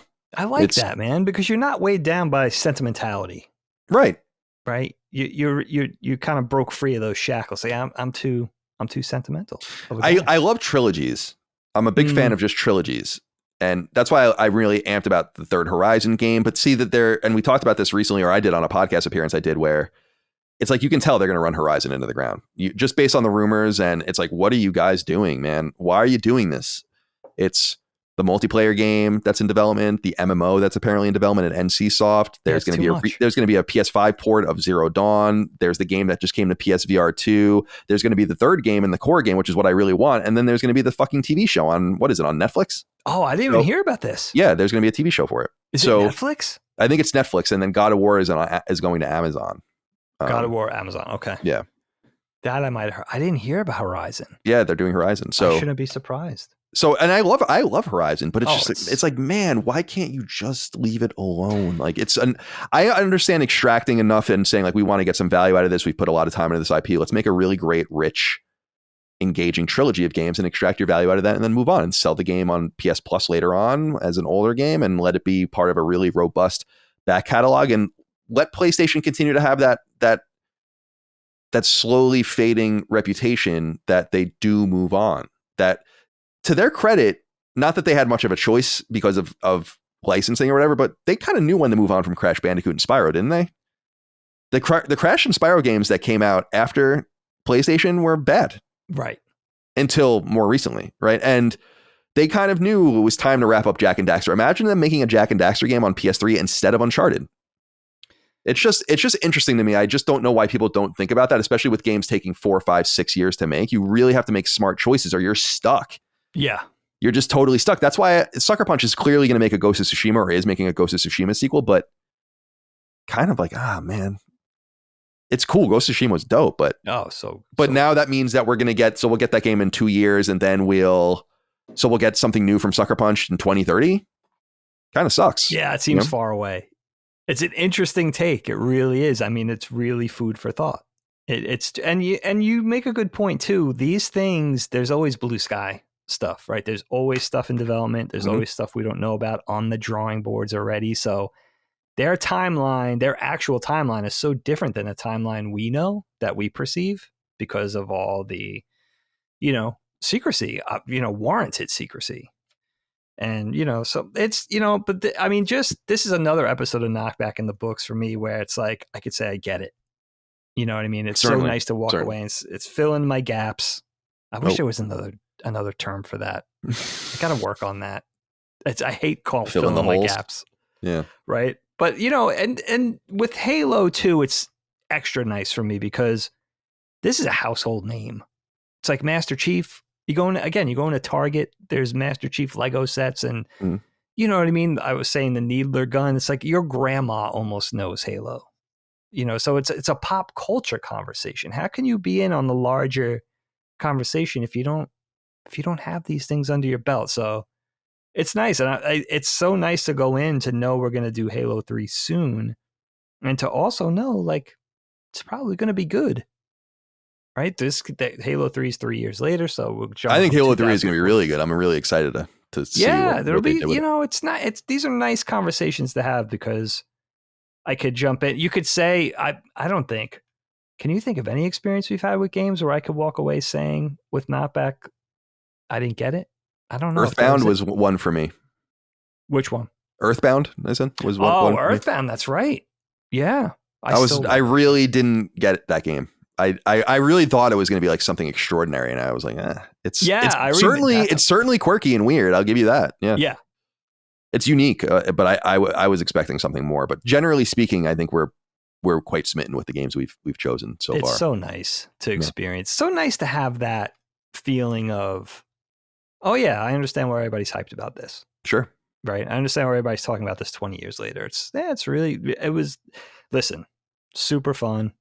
Go check out Master Chief's costume compared to that old anime I was talking about, Genesis. This Genesis Climber Mospeada really looks similar, man. It's really, I really think, I don't know the development. I wish I knew the design development from Bungie and 343's perspective, but I'm thinking they took a relatively modern motocross costume and just made it a little more space age.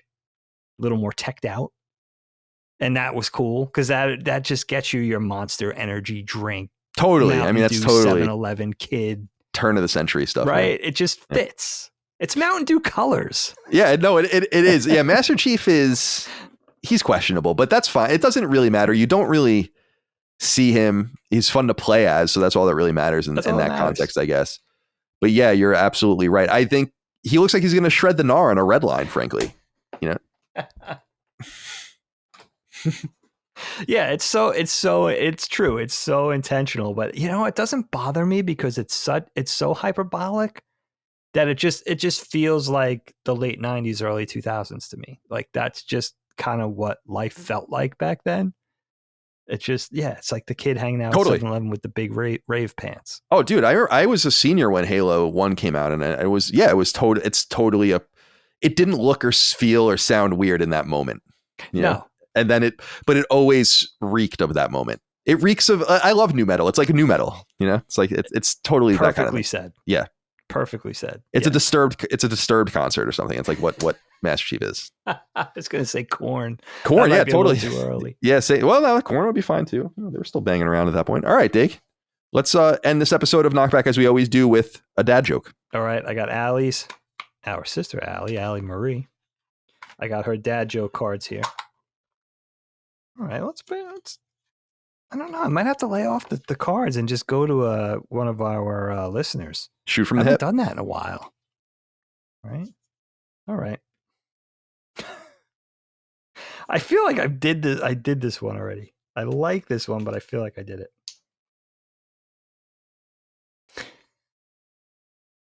All right. I don't think I did this one. Kyle, what do you call a belt made of watches?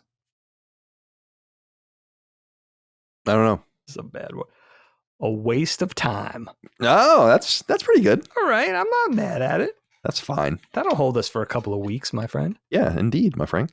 Well, Dave, thanks for your time. Appreciate you. Super fun. Good to see you. Thank you all out there for your love, kindness, and support of all things Last Stand Media, KnockBack, etc. Couldn't do it without you. LastStandMedia.store for merch and Patreon.com/LastStandMedia for early ad-free access to those of you who want to support us there where you do appreciate it. We'll see you next time for more. Until then, goodbye. KnockBack, a retro and nostalgia podcast, is a product and trademark of Last Stand Media and Collins Last Stand LLC, and is recorded from Central Virginia and the Philadelphia suburbs, USA. The show is conceived by and is produced by me, Colin Moriarty. My co-host is Dagan Moriarty. KnockBack's executive producer is Dustin Furman, and the show is edited by associate producer Ben Smith. All of Last Stand's theme music is by Ramon Narvaez. As you know, all of Last Stand Media's shows, including KnockBack, are fan-funded on Patreon at patreon.com/laststandmedia. The following names are at the producer support level or higher on Patreon, and we're grateful for your kindness and generosity.